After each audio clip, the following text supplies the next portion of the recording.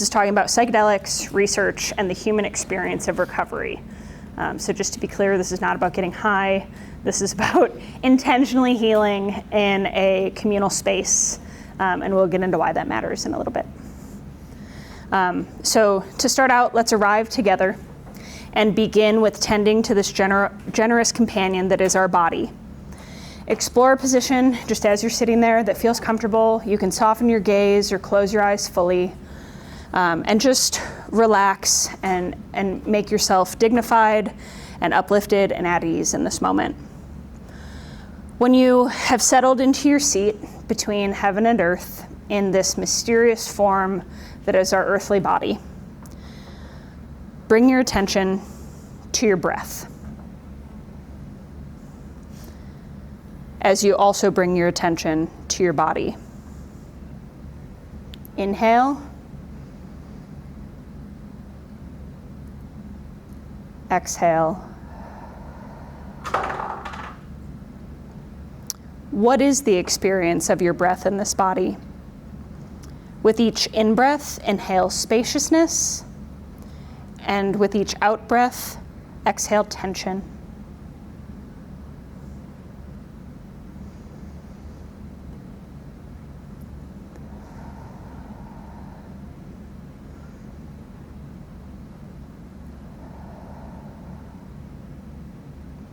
Go ahead and rest here.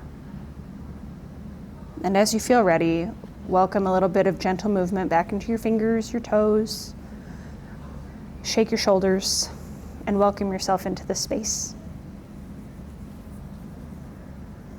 My name is Allie Dykes. As I alluded to a moment ago, I'm a master's student for mind-body medicine. I have a specialization in contemplative end of life, so contemplative grief. And my husband and I have personal stories about how psychedelics have helped us heal. And so we'll talk about that, and we'll share a little bit of our stories today, why it matters, how it matters, what can be done in Alaska to use this moving forward. So on our introduction, let's just consider for a moment in a state like Alaska, where suicide is the leading rate of death, tenfold over 10 years ago. What happens when somebody has done everything that they're supposed to be doing and they still can't find themselves out of the rut? Consider also that we have 60,000 veterans roughly here in the state of Alaska, and maybe a third of them are registered for care with the VA. So I'm a former Army officer. My husband is a former Army officer. We come from very different backgrounds. He's a combat veteran, I am not.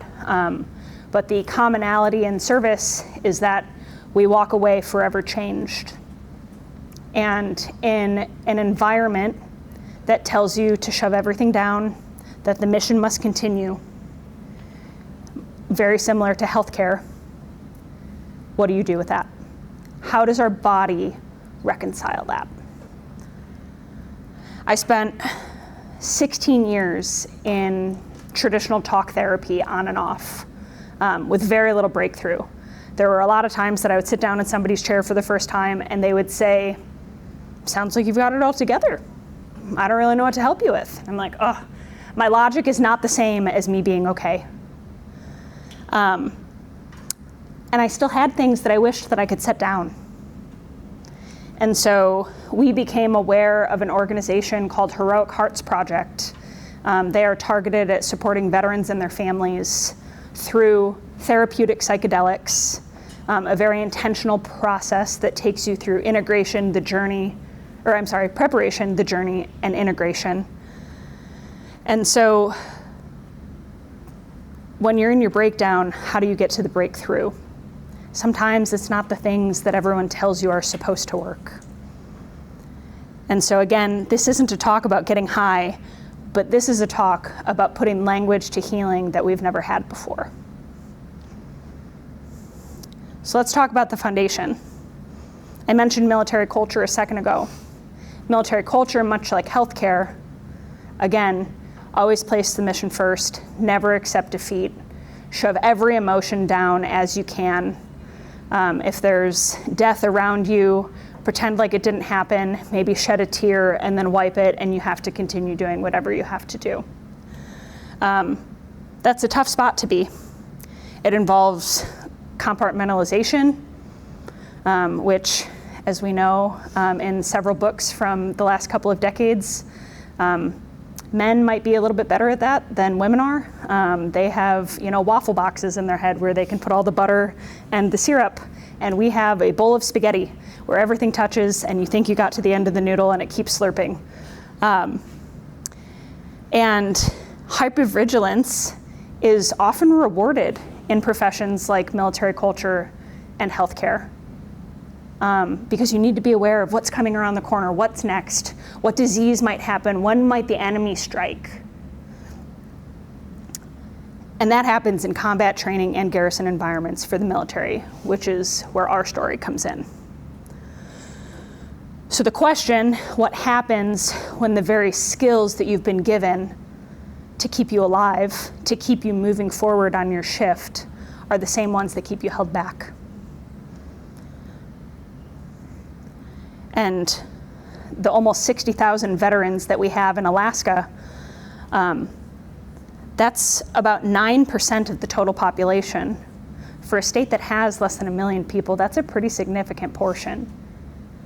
And we have Native communities who have been heavily affected by colonization. We have healthcare workers who have been burnt out forever because we always need people here.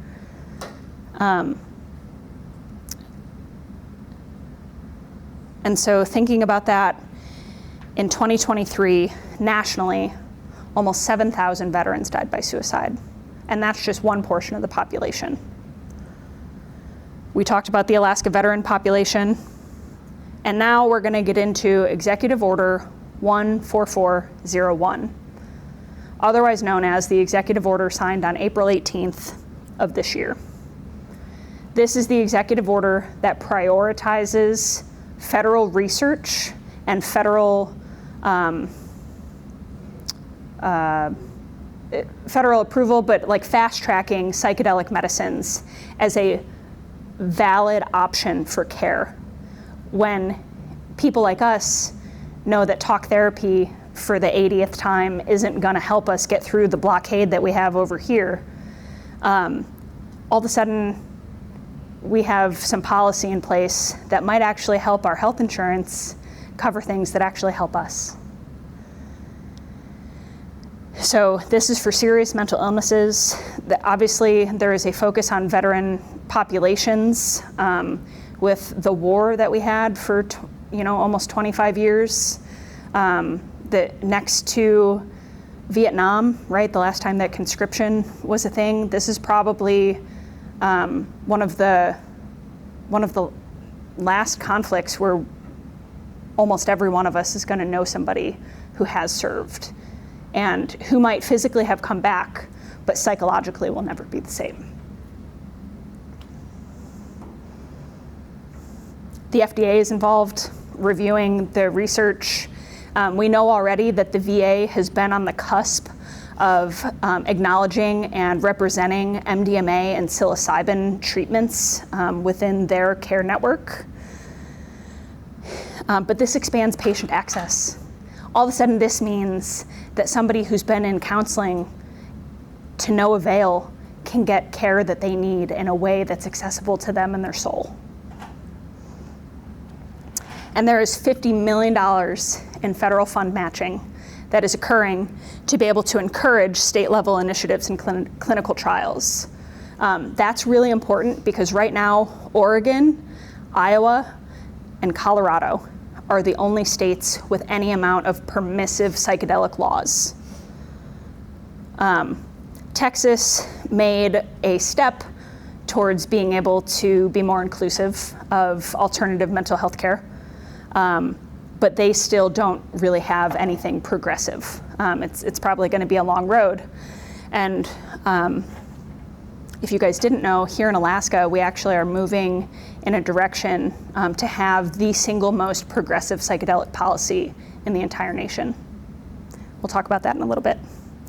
So regardless of your political stance, regardless of if you've ever done psychedelics recreationally, this is different. This is intention. I didn't cry yesterday, but I'm going to cry today. This is intention, this is community, and this is healing in a way that we might actually see the suicide rate decrease for the first time in 30 years.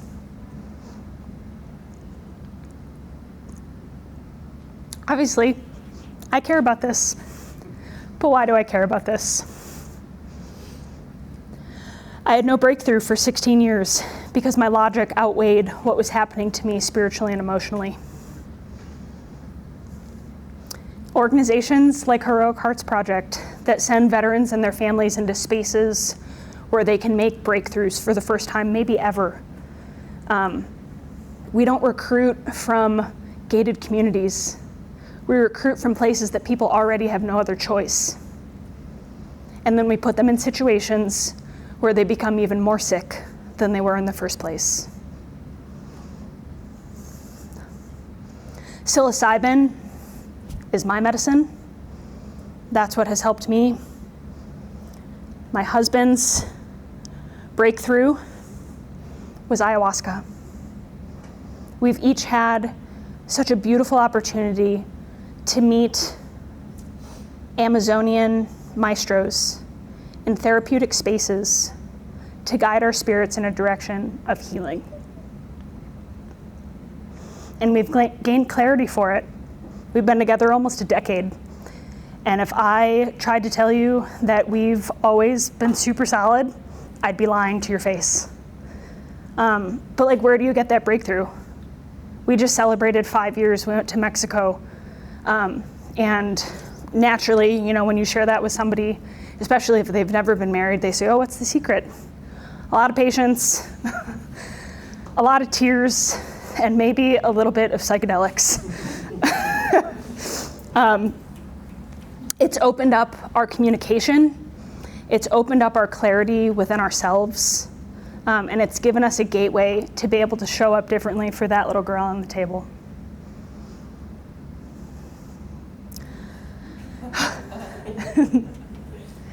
So a little bit about our stories. We'll pause here.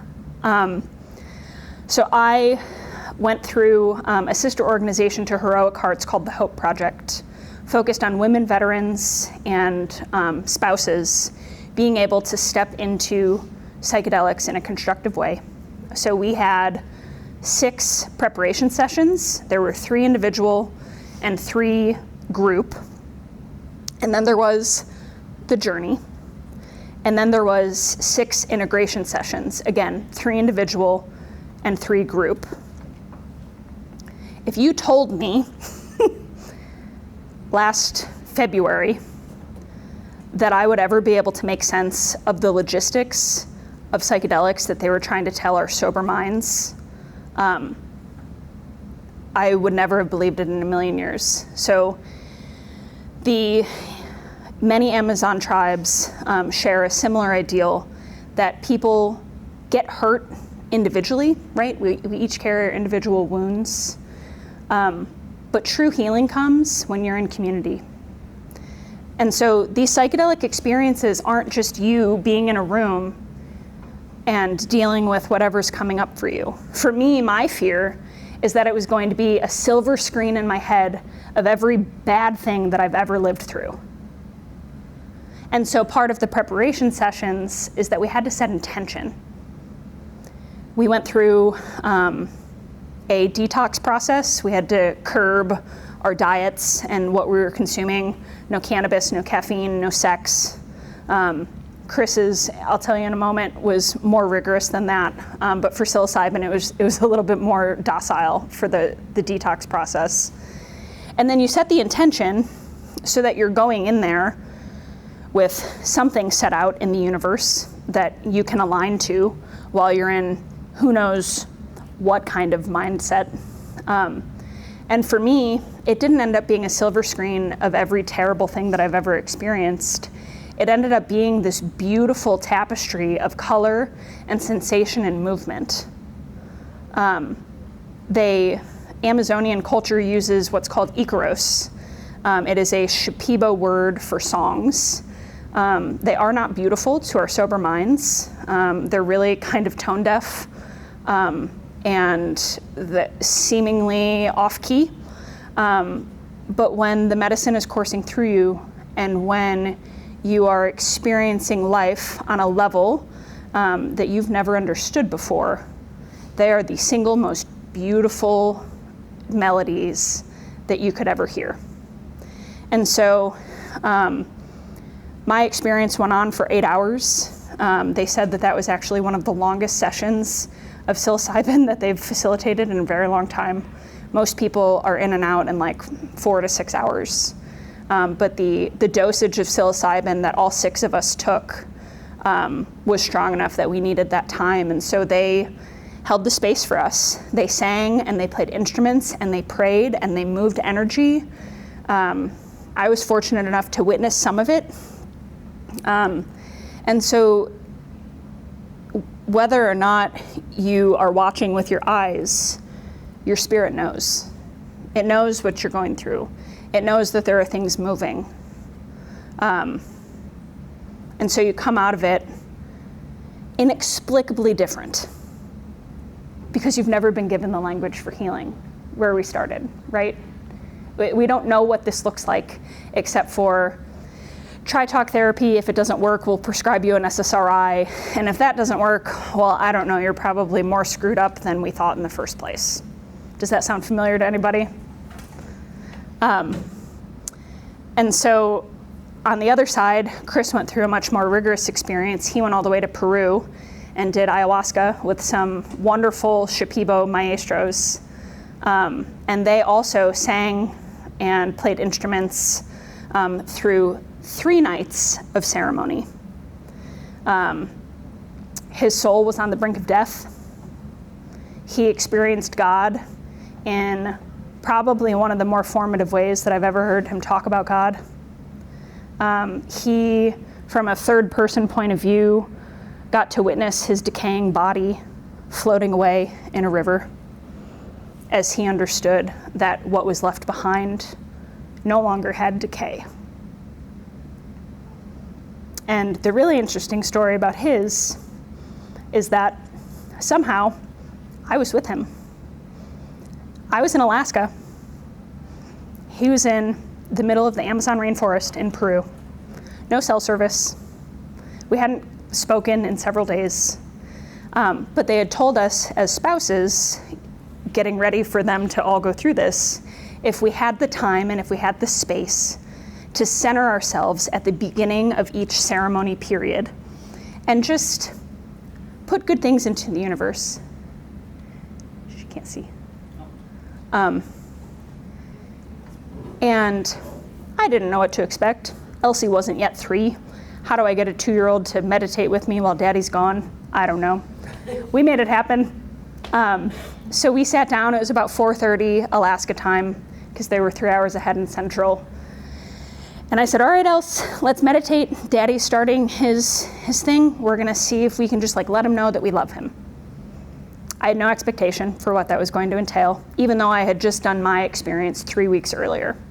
There was still not a lot of resonance with exactly how much transcends time and space when you're in this delicate state. And so we did the meditation. She got fiddly, and I said, okay, we're all done. We let Daddy know that we love him. Now let's just continue on with our day. We'll make dinner. We'll get ready to go to bed. And that night, I had closed up the house. Chickens were away. Dogs were in bed. Elsie was in bed. I was finally pulling back the sheets to get in bed. And clear as day, I hear my name across the bedroom. It was my voice, for the record. But I stopped, and I went, yes, universe, what do you have for me? And I didn't hear anything else, just my name, clear as a bell. And so the next day, we meditated again, And I started seeing and feeling and hearing things that weren't specific. They weren't all good, and they definitely weren't mine. And the third day, or actually that second day, Elsie and I were both falling asleep at the dinner table. We could not make it through dinner. I finally shoveled the last bite of food into my mouth. I went, Elsie, are you so sleepy? And she goes, yeah, Mama. I said, can we both go to bed, please? And so we went to bed at 7:30, his second ceremony. The third day, we meditated again. And again, I was experiencing things that I was like, okay, this is kind of neutral. I don't know what it is, but whatever. We let Chris know that we're here. So what they also tell you, especially coming out of this delicate state with ayahuasca, is not to ask your spouse anything when they come back, that they'll share if and when they're ready, so that they have time to process. And he finally calls me when they start traveling back to Terapoto so that they could fly home. And I said, I know I'm not supposed to ask you anything. I said, I had experiences this week that I need clarification on. And I said, first of all, did you call out for me during your first ceremony? And he said, yeah. I had been so far in the universe, I needed to feel grounded. And so I walked to find you. And I watched you pull back the sheets and climb into bed as I said your name and interlaced my fingers with yours. And I said, by chance the second day, did you have not so great of an experience? And he goes, yeah, I didn't think that I could go in for the third ceremony. I'm like, okay, that explains why I fell asleep at the dinner table. Thank you. And I said, was the third day kind of neutral? And he goes, yeah, it was neither here nor there. Heard some stuff, felt some stuff. But that was one of the easier experiences that I had from the 3 nights. Okay. But I think that at this point that this had pretty much solidified that we were in a new plane of our relationship, of our individual selves, that we had broken through something that we had not previously in couples counseling, in individual counseling, in destroying our bodies during workouts. There was just no match for what we walked away from these experiences with. And so our breakdown became a breakthrough. And we've continued that journey for the last year. That was last March and April. And I started my master's program in the fall. And with my specialization in contemplative grief, the soul work has been deep and the soul work has been heavy. And I am finally done this summer with my grief courses, and I am taking a break. My professor asked if I wanted to do one that's an elective, and I said, my soul needs space. I said, I'm growing a baby right now, and this baby just needs some peace without mama's soul getting shredded into a million tiny pieces. So why does this matter here in Alaska? We all need it. I decided to do this talk because with the executive order and with the fact that plant medicine is not legal in Alaska, despite being the last frontier, I wanted to affect healthcare workers firsthand with why this is important. I don't want this to be an area where Alaska remains 15 years behind the rest of the country because we're too stubborn to accept that there might be something new that actually works. So we know that everything here is hard. In a lot of ways, Alaskans kind of embrace the fact that living here is so hard. We do things that nobody else understands. I grew up in Illinois.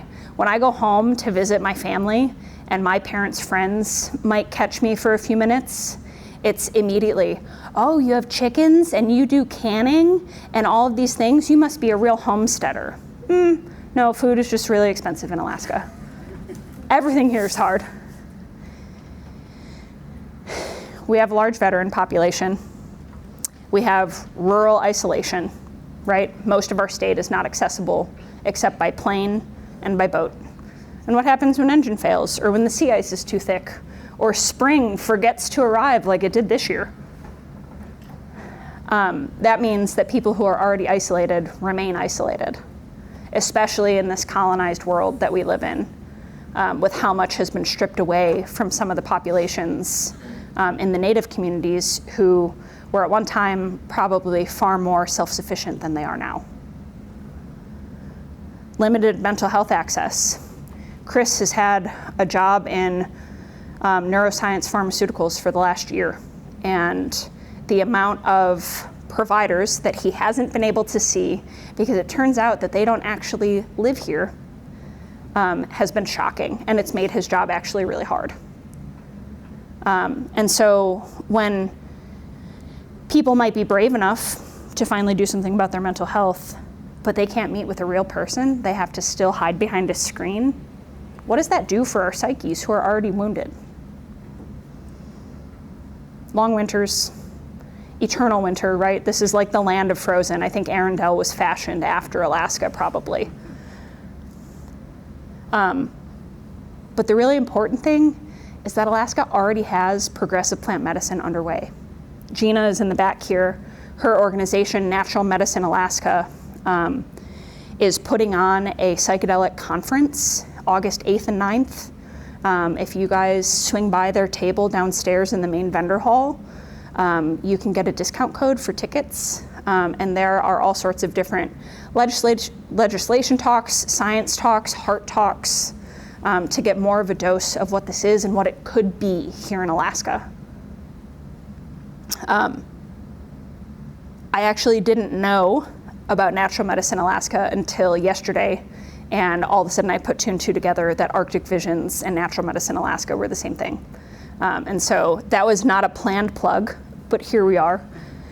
And so let's talk for a minute about what psychedelic therapy is not. We aren't using it recreationally. It's not being at Salmon Fest and eating a bunch of shrooms and having dinosaurs chase you into the woods, right? Like, that's not what it is. I say that, I have a friend who told that story. It's not a magic pill, right? We're not just taking a silver bullet and blasting it into the ether. It's not without risk. Psychedelic therapy is not for everyone. If there are already significant barriers like schizophrenia, bipolar, something of that sort, psychedelics can actually induce psychosis. And so even though this is a wonderful, powerful medicine that has been used for millennia, there are still some risks, and everybody, if they approach psychedelics, needs to understand that, and that they might not be able to do what they think they can do. Maybe it's a smaller dose, maybe it's taking a different plant, maybe it's not using it at all, maybe there's a different approach, maybe it's getting plugged into volunteering, maybe it's getting plugged into some sort of larger good, right? Like helping with the legislation to get on the 2028 ballot for legalizing this stuff here in the state. Again, not appropriate for everyone. And therapy, community, and meaning still need to be present above all else. Realizing now what we went through last year, doing the individual and the group preparation and integration was critical for our experience. And even for us, consuming the medicine as individuals for our journeys, everything around us was communal. And so for me, they were trying to explain why we probably wouldn't care if people were wailing or yelling or pounding the ground like in the middle of the journey. We were like, what do you mean we're not gonna care? Well, when you're in the middle of healing, it turns out that you don't care because you're in your own universe. We know that physics isn't linear, that time and space is not what we think we've constructed. And so when we each hold our own bubble of time and space, we're able to do what we need to do while everyone else does that around us. I know one of the images that Chris had was, what is that building called? Yeah. So in Shipibo culture, they use a round building on stilts called a maloka And it has no doors, no windows. It's just in the woods, bugs fly in and out, people are there, you can feel the breeze. But one of his images was the tree of life in the center of the room, and all of the colors of each person who was in there with him coursing to the middle, while their maestros were able to channel all of that energy through the song and through the instruments. And so all of a sudden you start comprehending that it's not just about you. It's about creating the ripples so that other people have a chance too. So the research is promising enough that prominent names like Johns Hopkins University, California Institute of Integral Studies, UC Davis, Harvard, University of Utah, University of Iowa, and the federal government are actually paying attention to this. There's meaningful clinical results. We know of a study at the University of Texas. They've been doing psilocybin and ibogaine for several years, using MRI technology before and after to see what actually happens to our brains. How does it register differently before and after the medicine? And it actually turns out that the same areas of the brain are not getting triggered when they come out of the journey. And so when you pair that with community and meaning and still therapy, it actually creates conditions for our brains to grow. We know, right, this isn't Freudian psychology anymore. We know that once we're adults that we don't just arrive, that's all there is to it. We can continue changing until the day that we die. And so this gives us an opportunity to actually do that.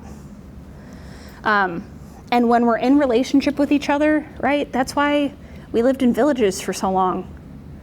That's why once upon a time there was some sort of, community center in the middle of all of our neighborhoods. It's why the loss of free third spaces like teen centers, public parks, is actually a huge miss in our society. So we have a call to action. The first one is that we need to stay curious. That's what we learned in our experience. If you go into that experience without curiosity, the universe is going to punch you in the gut and run away. But when you take that deep breath, like I told you when I heard my voice in the bedroom, and you just say, yes, what is it? You might actually get an answer, or it might be delayed gratification, like it was in my case, where you have to actually ask somebody later, did this matter to you too? Yeah, it sure did. We need to support the research. Every chance that you get, if you have an opportunity to advocate in your workspace, in your community for something like this to take hold, that would be a really strong way to stay connected. We need to expand our compassion. That's why we started with that brief meditation, is so that we bring our hearts and our breath to the room with us. I spoke about this in my talk yesterday. What happens if, as individuals in society, individuals in healthcare, what happens if when we cross a threshold, instead of just blustering in and doing whatever we have to do, what happens if we just stop and breathe deep into our bellies and let it all go before we step in? Where does our compassion expand? How does it do that? What ripples do we create that we're not even aware of? And the fourth one that, like I said, I became aware of yesterday, support Gina and Natural Medicine Alaska. They've been doing this work for 3 years, trying to get this policy into a meaningful electoral space for Alaska. And they need signatures to do that. They need volunteers. This is a grassroots effort. And so if this resonated with you today, if you know somebody who this would resonate with, please join Gina and her team in being able to do the work that they need to do to get this passed in 2028.